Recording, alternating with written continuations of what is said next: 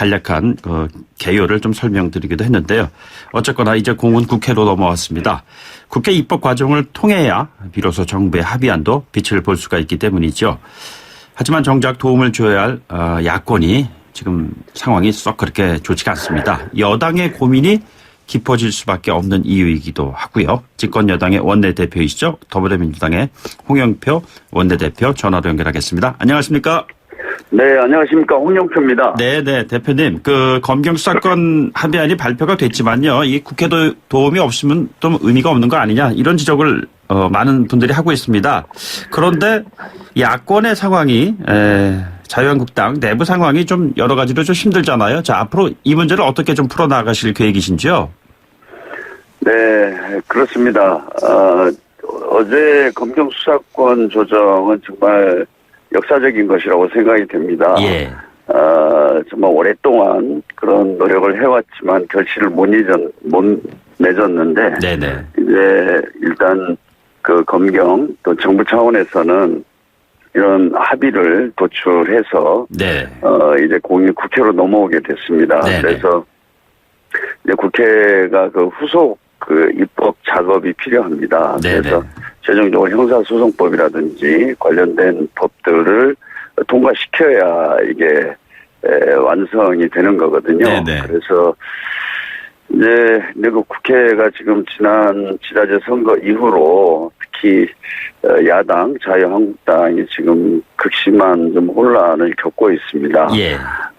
그 야당이 내부적인 사정으로 어려움을 겪고 있어서 지금 저희가 지켜보고 있습니다만 지금 국회는 의장도 없고 지금 국회의 모든 기능이 마비된 입법 중단 상태가 계속되고 있습니다. 예, 원 구성이 빨리 돼야 할 텐데요. 네, 그래서 지금 그렇다고 해서 뭐 제가 지금 뭐 야당의 사정을 많이 알면서 너무나 이렇게 압박을 하는 것도 그 예의가 아니라고 생각을 해서 지금 기다리고는 있습니다만은. 네네. 그렇다고 해서 이렇게 국회 입법 중단 상태를 무한정 방치할 수는 없다고 생각합니다. 예. 그래서, 조속히 특히 자유한국당이 내부 문제들을 정리하고, 국회를 정상화하는 데 힘을 모아주실 것을 이렇게 기대하고 있습니다. 사실 그 논의의 틀은 이미 마련돼 있었잖아요. 사법개혁특별위원회 그 사개위에서 이야기를 좀 나눴어야 되는데 좀 안타깝게도 이달 말 활동 시한이 종료되는데요. 이게 시한을 연장할 수 있는 건가요? 네, 그거는 지금 야당들하고 협의를 해봐야 되겠습니다. 네네. 그래서 정말 사개특위를 통해서 반드시 해야 된다면 사개특위를 좀 연장하는 방안도 있고요. 예예.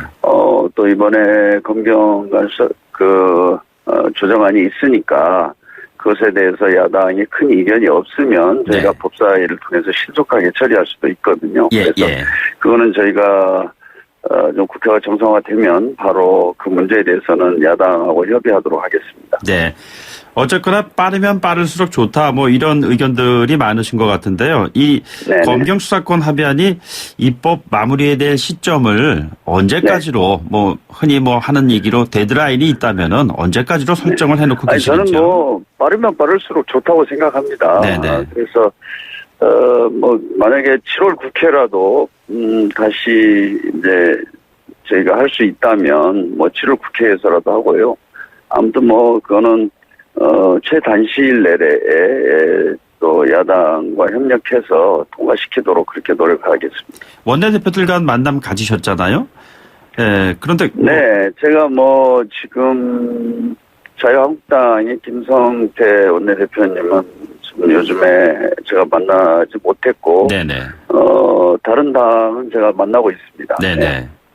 근데 김성태 대표하고는 뭐 과거에 같은 양대 노총에서 대표적인 역할도 또 하시고 그랬는데 이야기가 잘 될 것 같다라는 기대를 가지는 사람들이 많은데 어떠십니까? 네네. 뭐 이야기를 잘 할 수 있습니다. 저희가 뭐 과거에 어려운 문제들을 같이 합의해서 해결한 경험도 많이 있고 또 제가 원내대표 되자마자 국회가 한 2달 동안 사실 아무 일도 안 하고 뭐 이렇게 중단 상태에 있었는데 제가 국회 정상화하는데 같이 논의해서 지난번에 정상화를 했었고요. 그래서 네네.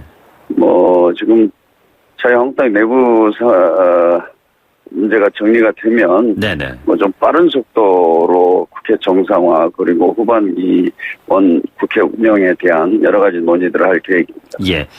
그런데 뭐 얘기 논의를 하자면은 구체적으로 그 담당을 해야 될 원 구성, 상임 및 배분이라든가 국회의장단 선출 이게 전제가 돼야 될 텐데 현재 원 구성 협상 문제가 어떻게 되고 있는 건가요?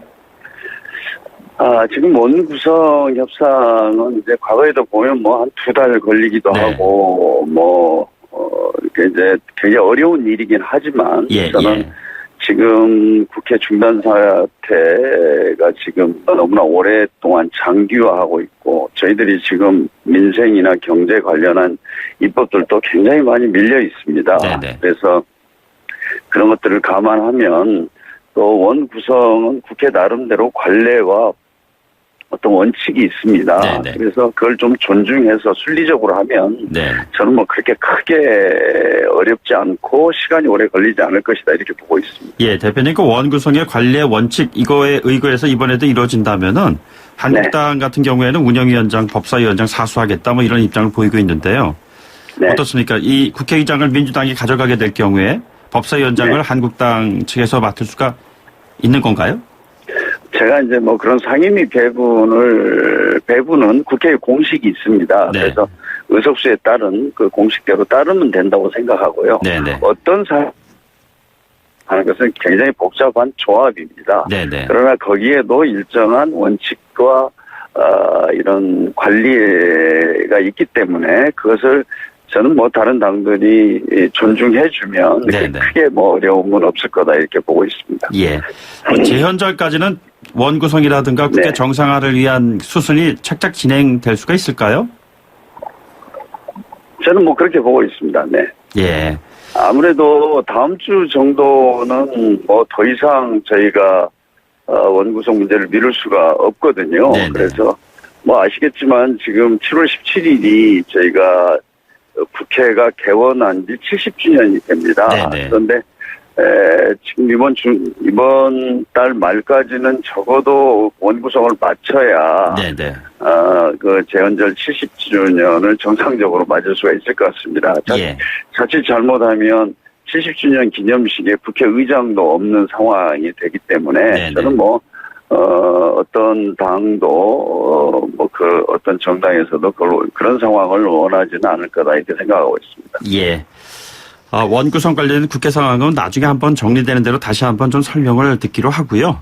네네. 네. 아무래도 지난번에 사실은 그 대표님을 연결을 해서 그 최근에 1년의 최저임금법이라든가 주 52시간 근무제라든가 이런 거 관련해서 질문을 드리려고 했었는데요.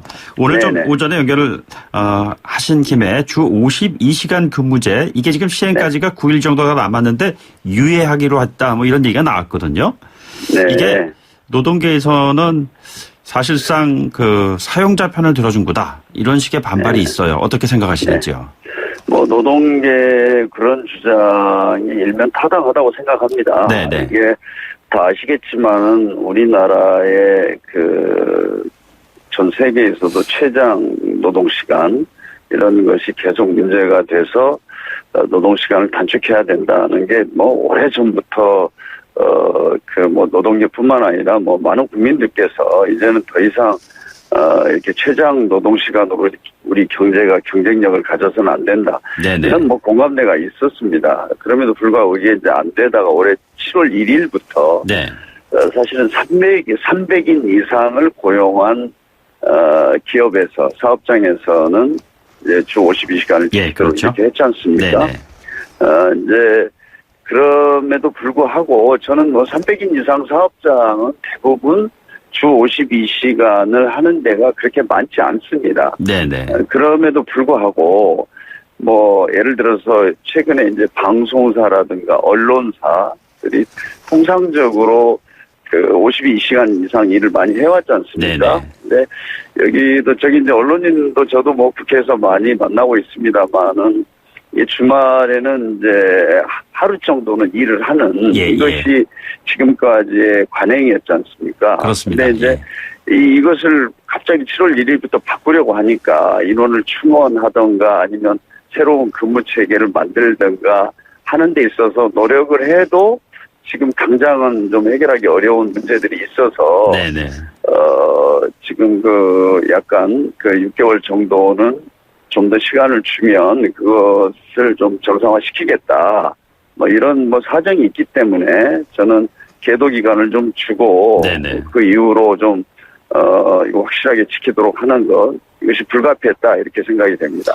방송사는 사실 유예기간 관계없이 이제 적용 시점이 내년이고요. 어쨌거나 300인 이상은 해야 됩니다. 네. 예. 300인 이상. 네. 저희는 300일 이상이다 300명이 하더라도요. 안 되나요? 네, 300일 이상이죠, 당연히. 그런데 네네. 적용되는 거는 내년부터로 그렇게 저희들은 알고 있는데요. 아닙니다. 원래 언론사들도 300인 이상은 해야 됩니다. 네. 제가 확인 한번 해보겠습니다. 네, 저희들은 네. 내년부터로 알고 있는데 어쨌든요. 네. 양대 노총이 대화 테이블에 일단 앉아야지 이 문제에 대한 논의를 할 거 아니겠습니까?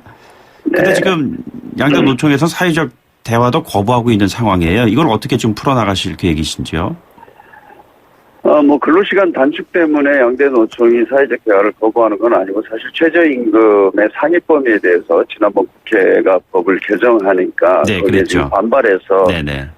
참여하지 않고 있습니다. 네.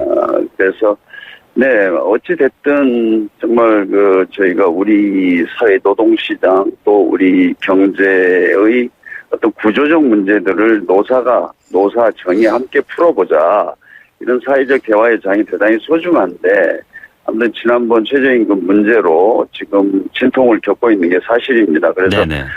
정부가 많이 노력하고 있고 저도 좀 빠른 시일 내에 양대 노총을 좀 방문해서라도 좀 사회적 대화를 복원시키고 좀 정상화시키는 그런 노력을 좀 할 계획입니다만 아무튼 현재는 좀 중단돼 있습니다. 문재인 정부의 소득 주도 성장론에 대해서는 대표께서는 어떻게 생각을 하고 계시는지요? 지금 소득주도 성장을 저희가 이야기하게 된 배경은 잘 아시겠지만 우리가 이제 대기업 중심, 수출 중심 그러다 보니까 어떤 부의 사회적 양극화 이게 너무 심각해서 예. 이제는 성장을 하더라도 대기업이나 일부만 배부른 이런 경제 구조를 좀 바꿔야 된다. 네네. 더불어 함께 사는, 더불어 잘 사는 그런 경제 시스템을 만들어야 된다. 이렇게 해서 나온 게 소득주도 성장입니다. 네네. 이제 그래서 이제 과거에 성장만 하면 된다. 이런 어떤 성장 절대주의 이런 정책에서 많은 변화가 있죠. 네네. 그래서 대표적으로 이제 최저임금 같은 경우에도 작년에 좀 대폭 인상을 했습니다만은 네.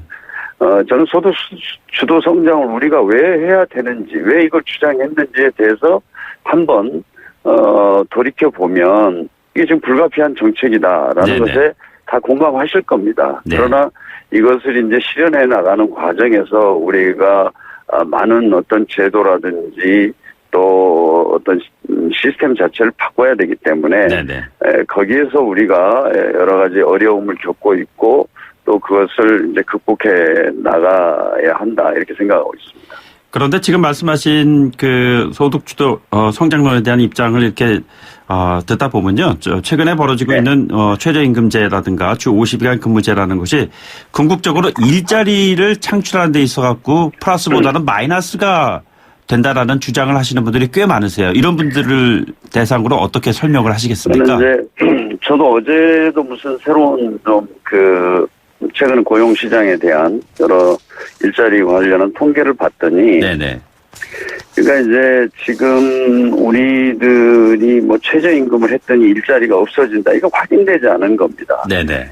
왜 그러냐면 지금 고용되어 있는 사람들에 대해서는 분명히 소득이 증가를 했습니다. 네네. 그런데 고용시장 밖에 있는 이렇게 65세 이상, 70세 이상의 어떤 고령자층이라든지 이런 분들이 지금 이제 더 빈곤율이 가속화되고 있거든요. 예. 그래서 그것이 이제 어떤 최저임금 때문에 그런 건 아니라는 것을 좀 분명하게 지표로 보여주고 있고요. 네네. 또 하나는 물론 이제 판매, 유통, 서비스업 쪽에서 이 최저임금의 부담일 수도 있지만, 뭐, 이렇게, 그쪽에서는 좀 고용이 줄고 있는데 또 다른 쪽에, 네네.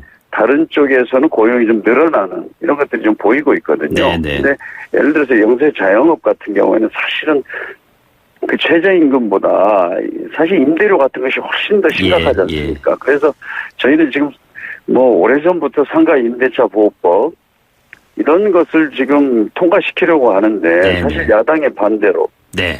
지금도 국회에서 계류 중입니다. 예, 그래서 알겠습니다. 이 법안만 좀 네네. 통과가 돼도 영세 자영업자들의 임대료 부담 이것을 경감을 시켜주고 네네. 이런 것들이 좀 전체적으로 작용을 해서 최저임금도 좀 안착을 시킬 수 있을 텐데 좀 네네. 그런 것들이 좀 답답한 시점입니다. 알겠습니다. 대표님, 오늘 말씀은 여기까지 듣도록 하겠습니다. 오늘 고맙습니다.